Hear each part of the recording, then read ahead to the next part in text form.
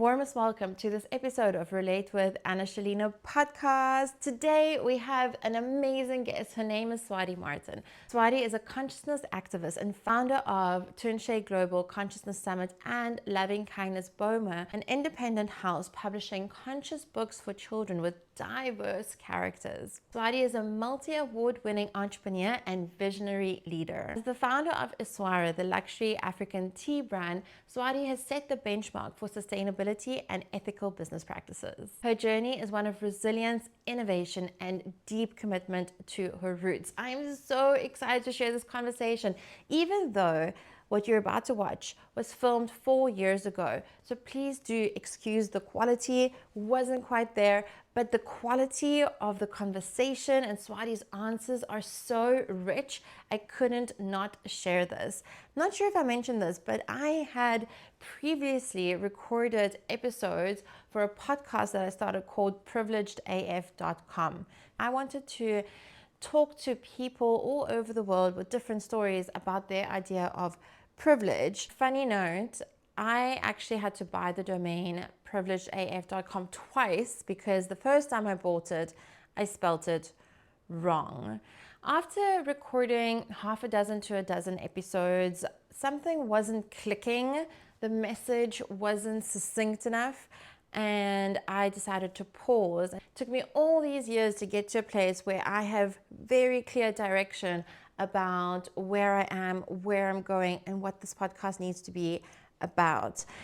In this episode, we talk about so many things, such as incarceration, the importance of compassion. Swaady shares a really, really powerful tool for compassion, one of the things that we need the most in the world right now, that I absolutely love and I apply almost every day, and I hope my clients apply it too. At the end, I break down some of my ideas even further. This episode was, after all, recorded a few years ago, and I have some updated thoughts and ways to articulate those thoughts since then. So stay tuned right till the end. Enjoy the show, stay connected, and I'll see you in the comments. As we're getting started, make sure that you're subscribed and the notifications are turned on. The Relate with Anna Shalina podcast is brought to you by therelatingacademy.com. Today, speaking to my dear friend Swaady Martin. A few weeks ago, almost a month ago, we hung out in South Africa, just outside of Cape Town at the Tounché Summit. It was a consciousness summit, and now we're in Bali. Yay! So, a little international trade trip going on here. Swaady, I would like to just get started into it and just ask you, what does privilege mean to you? Well, first of all, thank you so much for inviting me and for organizing this.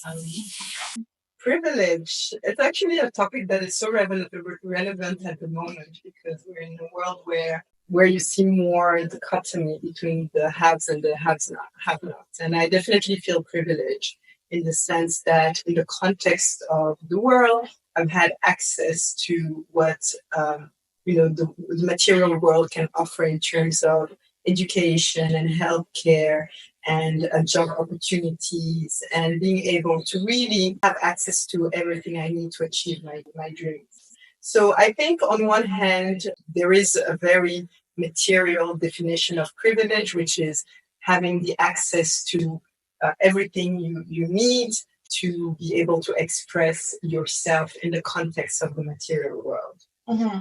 But I think for me, there is also a definition of privilege that is intrinsic to everyone. And I would say, especially in a world where so many people do not have access to the things that I mentioned, is how do we find privilege within ourselves? Mm-hmm. And I think for me that it's the privilege of carrying, kind of spiritual wealth. And I think that spiritual wealth is given to everyone. And in a way, if we start putting value to spiritual wealth and the things that you can't put a price tag on, you extend the concept of privilege, but you also break it. Right. Because I think the one definition of privilege that is very material also excludes the majority of the people. And in order to try to break that mold, we actually need to break the definition of privilege and recognize the privilege of being alive and having the spiritual wealth that has been given to everyone. Spiritual wealth. That is so beautiful. One of the reasons why I started this podcast and these conversations is because I'm inspired to have different types of conversations and better conversations, ones that unite versus like these labels that seem to separate us.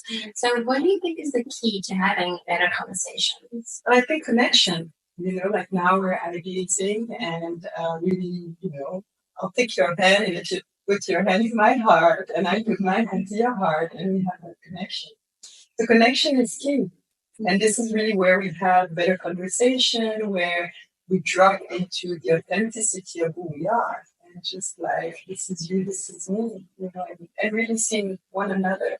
So that for me is the first step to better conversation, is really stripping ourselves of everything that is not us and just going to the essence of the soul. So are we looking at people when we're talking to them, when we're engaging? And then are we present? Without the labels, the judgments. She looks like this, she talks like that, she comes from this. And I feel in a way we're also robbing ourselves of enriching encounters. And for me, when I go to an event, I actually never look at the bio of the people who is going to be there. I really resonate to, okay, is this a place I want to be? But I never really ask who is going to be there. Is it a crowd I want to be in? Because you actually never know who you're going to encounter. And I also don't want to rob myself of the richness of the human experience. So I think is one, that connection. Second is really just stripping ourselves of judgment, and I would say a little bit of just kind of going free and embracing whatever is going to manifest, and really seeing each person for who they are, because you never know. I find some of the most meaningful conversations I've had where with the people the world would not necessarily consider, but you find like there is wealth of everything in everyone. That wealth, again, that spiritual wealth I was talking about, it's in everyone. And your clothes don't tell, what is the wealth that you have inside.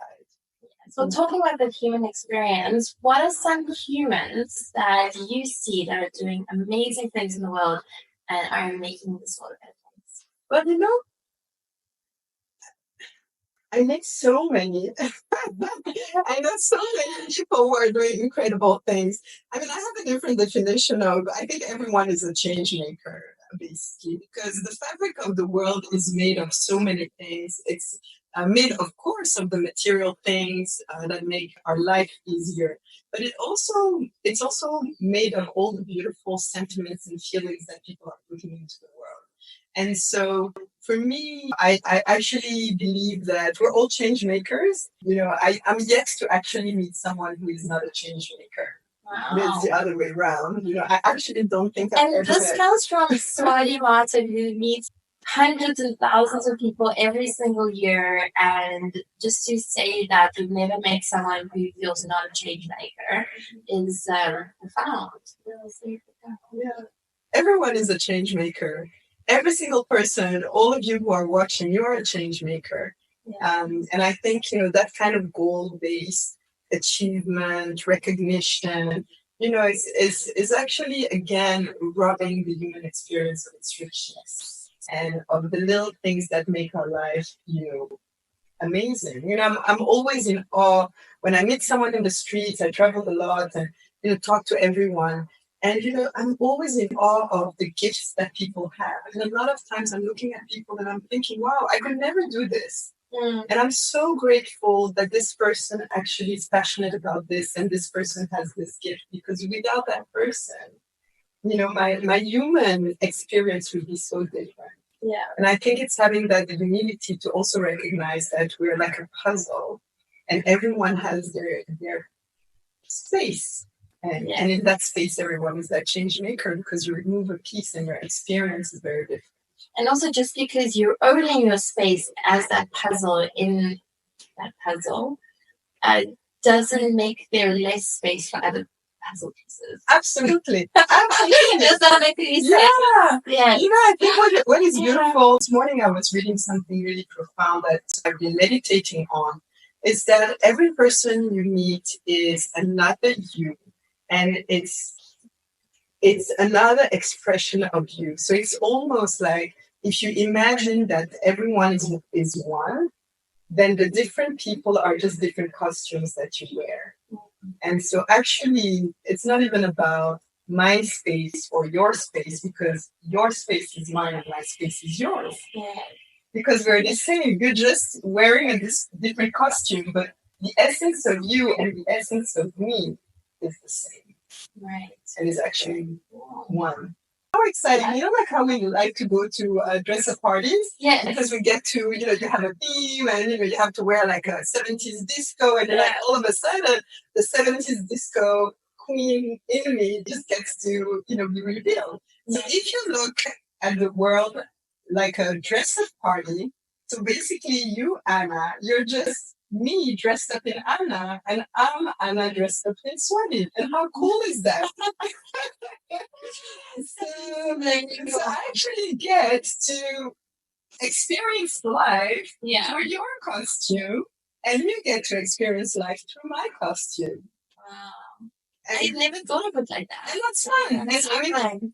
Because imagine when you're getting dressed to go to a party, a dress-up party, with the excitement, the choosing of the costume, and also, when I meet another human being, I imagine, okay, so this Anna that I'm meeting, she's me. And so how exciting that I actually got to dress up differently, blue eyes, blonde hair, turquoise eye outfit, another take on the world, another style. So it's just another expression of me, and I'm excited. It's actually, I want Anna to thrive, because when you thrive, you see thriving. Yes. So there's no different spot. It's the same person. Oh my gosh. Oh, I love it. This is why I love it. Is there anything that you'd like to share that you're particularly proud of? Maybe even like in the last decade or just in general? Well, you know what? I'm never one. I have to say, it's something that I've always struggled with since I was a child. And I think when I was younger, I used to think that I was never, it's not that I beat myself up. I've always had, self-love and self-confidence. I'm very grateful. I never lacked of that, but I never really made a big deal of achievements.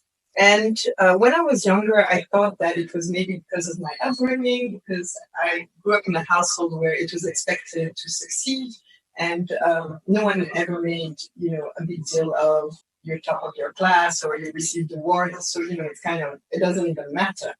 And so I thought that maybe, and it's something I've reflected on, is it a lack of appreciation? Was it upbringing? But really going deeper into that and looking at it, what I realized is that what I was actually feeling is that I'm just a channel for human beings.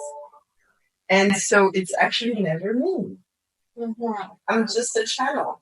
Mm-hmm. And so there is no pride to have, because pride means that I think that these things are me doing them. Mm-hmm. But as a matter of fact, I've never done something on my own, because anything that I've done is a co-creation of people who brought this, contributed that, supported here, an idea that blossomed in a certain place, that created that inspiration, etc. So every creation is actually a co-creation, and it's never something that was just birthed out of me as a silo.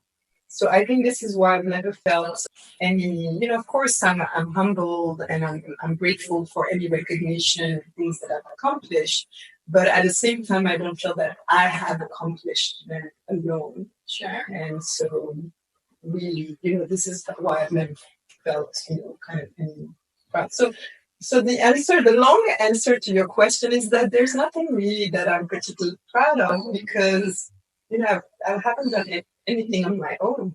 Okay, wow, that's an interesting take. Love it. What do you, if anything, not tolerate? Like literally, I mean, it's actually a word that I don't think exists in my vocabulary. Yeah. my friend who tells you like Swaady, she loves everyone, she sees love in everyone. I don't think that is true. I'm work in progress, I'm no saint. But again, as I was explaining before, every other person is another me. So for me to not tolerate something, so I'll give two facets of tolerance. So for me to not tolerate something in someone else is actually something that I don't tolerate in myself. So it's not about the other person, it's about me. So that's when you talk about people. Then when you talk about circumstances, poverty, some kind of inhuman treatment of beings, I'm the co-creator. So, each time it goes back to what is it that I am doing that is allowing this experience to happen. And the other thing, so that's that. And then the other thing is that, there's no, I really don't buy into the separation of things. Because if you take, let's say, an individual, and this is, one of the things I'm always struggling with, even the prison system, yes, is you take an individual that has been labeled as, let's say, a murderer. Yeah. What made that person a criminal? Mm. What is it? You're not born a criminal. Circumstances of life have made you, have created that brokenness in you. And so who is responsible? Are you alone responsible, or isn't there also a part of the system, of the parents who raised you, of the grandparents, of the history, of everything that you're carrying? Yeah. And so for me, whenever I see anyone, and it doesn't matter who it is, you can bring me the person labeled the worst criminal on the planet. My first, the first movement of my heart will be like, what has made this person be that? Yeah. Because if you've experienced love and if you are loved, there is actually no way that you would do something like that. So what have you suffered that made you this? I personally also have a very different view on incarceration, where I don't believe in it the way it's being rolled out, and if at all, to be honest. Yeah, I mean, the way there's one model of creation and manifestation, and this one is like, how am I acting or thinking or feeling? It's like, what am I manifesting? Yeah. And then the second level is what are we co-manifesting, co-creating? Because you're manifesting, I'm manifesting. Absolutely. What are the two of us co-creating? And then, within like circles upon circles, and then it's the random effect. What makes someone get leukemia at the age of 3, not like, die of stillbirth, or what, the random effect. And so just putting everyone on the same plane of judgment when it comes to something like incarceration for life, it's super harsh. Yeah. It's not planning to go to the topic today, but it is super, super valuable. So just thinking about things a little bit differently, instead of going like, oh, it's a system, it's always been the way it's always been. Why don't we open up these conversations and think about it? Like, actively think about what we're doing and what we're also condemning and saying, that's okay. Yeah, absolutely. And I think this is why I also appreciate those conversations that you're having, because we need to think more. Yeah. I think right now we live in a world where we have prefabricated opinions and thoughts, and one day everyone is fighting against that, and the other day people are fighting against the next thing, and we're basically in a constant polarized world of fighting after one thing and the other. And I think the conversations that you're creating are important, because we need, as you said, to rethink these things and actually take a step back and think, wait a second, what am I really thinking, and who am I in that piece? Yeah. And where are these thoughts coming from? All these philosophical questions,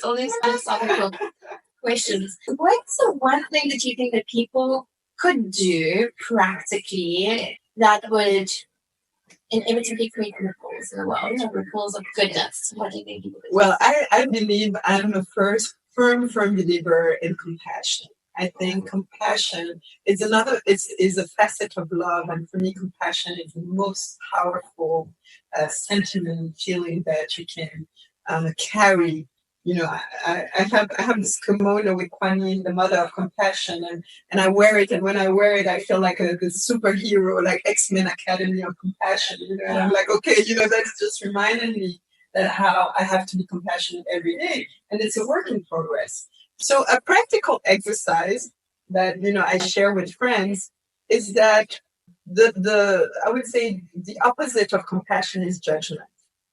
So if you are in a situation and someone is doing something, and maybe your first reaction, as we're all work in progress, is to judge. Anna did not clean the dishes, and then that's my judgment. And so the exercise is, as soon as I realize that I made a judgment, I add just like you. Just like me. Just like me. And then I pause there. What does it mean? So it's not just about, I need to almost write this down. It's not about, let's say, again, if I take the example of Anna did not wash the dishes. So this was an action, but really the judgment that I was having was maybe Anna is lazy. And then I have a problem with laziness, which is in me. So when I say, Anna did not do the dishes just like me. Okay, maybe I did the dishes, but really what I was saying is Anna is lazy just like me. And so then that makes me pause and think, in my life, where is it that I manifest or express my laziness? Yes. And that moment, you just realize, and it doesn't matter what the other person did. You can take anyone from Donald Trump to who's like swearing and just say, just like me, immediately. It's just having that habit, just like me. And then once you said just like me, it just goes and reflect. What you are seeing in the other that you're judging, where is it in you? Yeah. And as you start developing and doing this exercise more and more, you'll find that the diversity of the people you meet will make you encounter so many different facets of the things that you don't like. And in doing that, and in putting more thoughts and reflection, then you actually start changing your heart and build compassion, because it is a muscle. It's like everything else. In my children's books, I describe humans are as athletes of love, and so like every athlete, humans are athletes of love. That's going to be the title of this podcast. and so as an athlete, you need to practice, and you have different exercises, and like an athlete, sometimes you need a rest as well, to kind of come back with much more vigor and energy. And this is why self-love and taking care of oneself is important. But just like me is one of those exercises so you can be better at becoming an athlete of love. And top performer. Top performer. I really love that, mainly because when we look at some of the principles like the mirror, like everything's a mirror and everything, I find that it's mostly easy for people to recognize that when it's beautiful. Yeah. It's like, oh, she's beautiful. Oh, great. Like, it must mean I'm also beautiful. Look at this kind, generous person, must mean. And then when someone looks from the other side and there's like a repulsive, very dark, very kind of like gives you, those kind of like, and to go that and really be okay and sit with that just like me, because with not being able to do that is creating this polarity that we're addicted to. Absolutely. The polarities are addictive because it's easy and that's what we know. Yeah. And so I love this exercise so much. And I love also what you said, that we're addicted to polarity. Wow. Yeah. Wow. Absolutely. So, what are you not good at? Because you have so many hats and you are like always like doing fabulous things. What are you not good at? Well, you know what? I don't put myself as I'm good at this and I'm not good at that. As a matter of fact, I almost feel, this is where the things that I used to do when I was in corporate, what are your development needs and, what are your strengths? And again, I think it's just creating a separation in me. Where I'm at now is that I'm just tapping into the collective consciousness that's here. And so my gift is your gift and your gift is my gift. So I don't need to even think about it, because if I have a need and in a certain instance I cannot do, then you can do it for me and I'll do something else for you. So what I've really been doing is just removing the boundaries, and I think looking at ourselves in terms of, this is what I'm good at and this is what I'm not good at. It's just creating even more separation with others. Yeah. And really, for me, I see myself as work in progress and on a journey. Yeah. I have these conversations a lot because we help hire and fire and grow teams and stuff. And so a lot of people look to make tricks, what's the word now, taste and stuff. And again, I see people addicted to these tastes and these labels. And they're like, yes, now I can finally understand myself and everything. But then it also creates all these limitations at the same time. Absolutely. So it's almost like there's a place for it. I personally find it to use it as a tool, but it should be as like a 10% of a tool, like not like 90%, like a lot of people. Because again, it's easy to use those kind of labels and tools and strengths, and whereas we have so much complexity and we're dynamic and we are constantly changing. You can't expect someone to have the same strengths from 10 years ago and today and all these things. Yeah. So I think, the other thing, we're addicted to, other than, this polarization, we're addicted to putting people in boxes. Yeah. And I think we just have to stop putting ourselves first in boxes and putting other people in boxes. I remember many years ago, it's from forever, my friends used to always laugh and say, Swaady, we're actually really puzzled how you can spend that amount of time in a monastery and then, you go out of there and you're basically dancing on tables in a hip hop club, and then the next day you're pole dancing. We're just like confused. And there's no confusion, because we're as individuals, we're like a rainbow. We have so many different facets of ourselves, and also those facets express themselves in different contexts and different times. And the other thing is that we're also influenced by other people. absolutely. The mere fact that you and I are sitting here, there's a fluidity between your energy and my energy. And so what is it? In this moment, I'm just not me. I'm you plus you, and you're you plus me. Yeah. And so where do you stop and where do I start? Yeah, it's that discernment. Yeah. And so I think for me, these tools, as you described, it's true they have a place, but at the same time, I think we could get away with those, because again, it's a mechanism to classify people. Yes. The top performer, the person who's not performing, this, that. All these labels that we're putting on people, are just like soul destroying. Yeah. Why are we keeping those? Ask yourself. I agree with you. I personally, in my own workplaces, I like the principles of autonomy and actually going like, okay, this is our business. Yeah. What kind of value do you want to add? Like, what skill set do you think you have? What problem do you think you can solve here? Yes. These are the gaps. This is where we are. This is where you're going. And one of my biggest hiring principles in my own organizations is that autonomy. And there's obviously a level. There's like, there's measurements and stuff like that, because what you don't measure, you can't improve.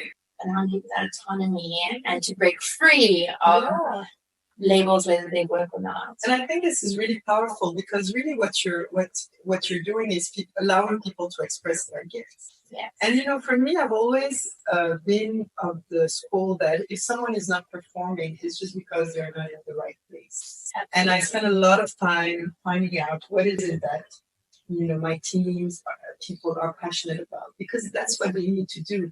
Mm-hmm. And so I also don't buy into corporate culture. Everyone needs to follow the dream of the company, and everyone needs to buy into the religion of the company. What I've always believed in is that people have to follow their own dreams. Yeah. So when people work for me, I always tell them, you're not working for me, you are working for you, and you need to find what is it in what you are doing that is helping you to get closer to your own dream. Yes.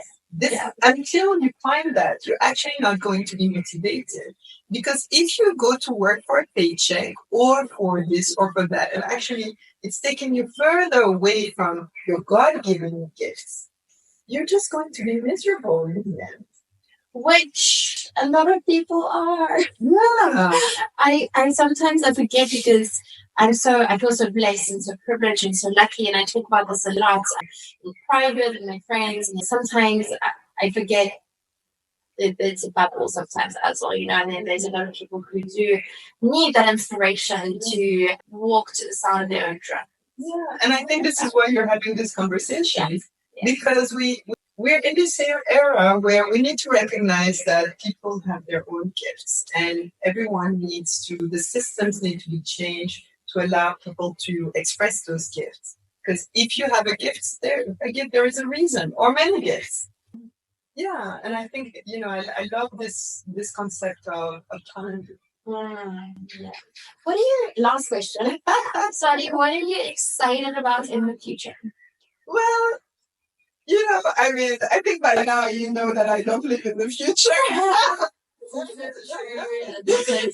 I'm so very present, so I literally don't live in the future. Yeah. Literally. So my friends, and actually you've experienced that it's impossible to plan something with you.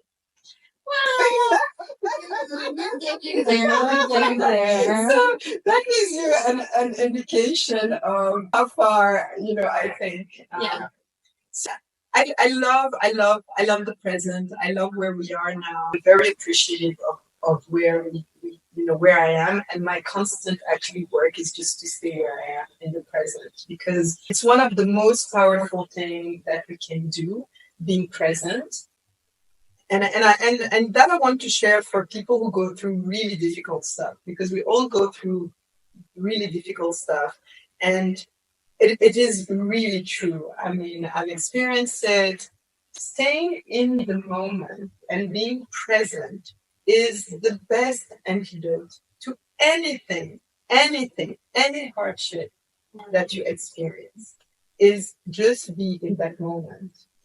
Which is so profound. Yet I feel that a lot of things are built in our society right now to numb or distract us from the present. So there's constant noise. The amount of content that's being created for the Netflixes, the iTunes of the world, the Amazons of the world, I was like, if there's this much supply, there must be this much demand, right? Everything is based on supply and demand. It's like economy. This distraction and constant need for outside content, and then the noise, and then the numbing with the the substances and the drugs and the alcohol and all that kind of stuff. That while it's profound, it's also almost heroic to constantly not just know these principles, but also to practice them and to showcase how they actually do serve yourself and those around you. So thank you for being that hero. Thank you.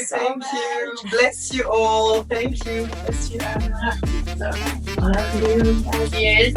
What did I mean when I said I don't believe in incarceration? First of all, please understand that I'm very aware that we are a long way away from actually having a world where incarceration doesn't exist, because it would require for collective consciousness to face their shadow and understand that they are co-creating the criminals and the crimes that are happening.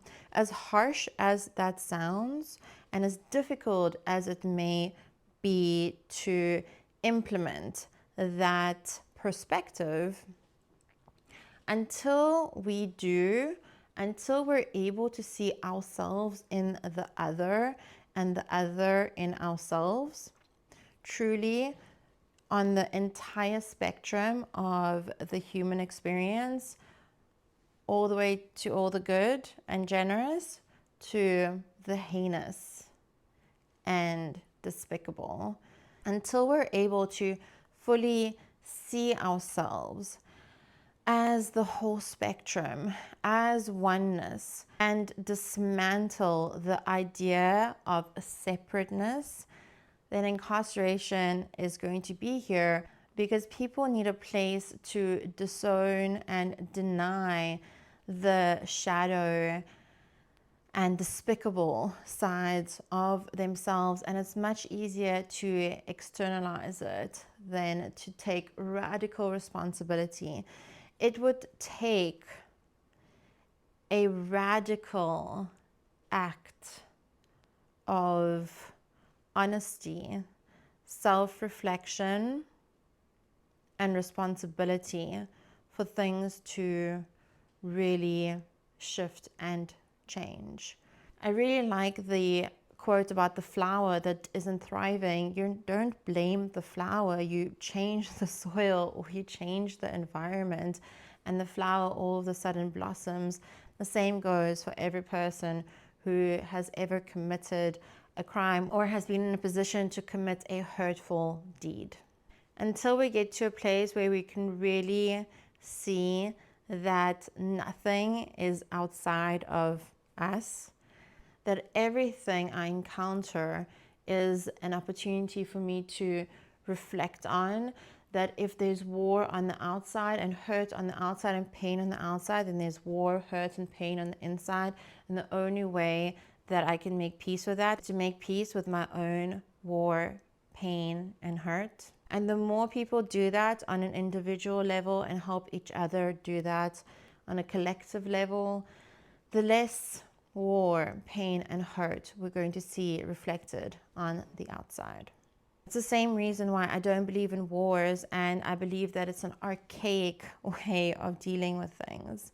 When we learn to have these tools of compassion, such as Swaady mentions about the Just Like Me tool, things will change pretty dramatically and radically and beautifully. Honestly, it was such a throwback for me to watch this episode again and realize how my philosophies that have built the Relating Academy, the coaching that I do, the speaking that I do, the writing that I do, have been evolving for years and decades, and how there's no more empowered state to go about our day-to-day, our lives and our relationships than to take radical responsibility, than to build our lives and relationships from the inside out, and to be committed to the best versions of ourselves. Because when we do that, we then look for the best versions of other people, and because our brains are supercomputers, we find them. So when we become the best versions of ourselves and we start to look for it in other people, then all that's reflected back to us is the best versions of other people. On the flip side, when we are intensely self-critical and are not our own best friend, what we tend to look for and find on the outside is criticism and not the best versions of other people. Because when we don't see ourselves in the most favorable light, it's impossible to see other people in a favorable light. I'd love to end off with this reminder that Swaady shared in the episode, how humans are athletes of love, and athletes need to practice daily. It's a practice. Love is a practice. I love the quote, how work is love made visible. So what is the work that we're putting into our relationships, into ourselves, into our physical health, into our careers? And how is that love made visible? This idea of being an athlete of love gives me a very high standard for my performance, because athletes get up and that is their identity. They identify as athletes, and so it's not even a question whether they go work out or not. It's part of their identity. So when we have this identity of being athletes of love, it's not even a question. We just go out and practice love. Now, I'd love to hear from you. What did you think of the episode? What was your favorite part? And do you believe in incarceration? Yes or no? As always, stay epic, stay connected. I'll see you in the next one.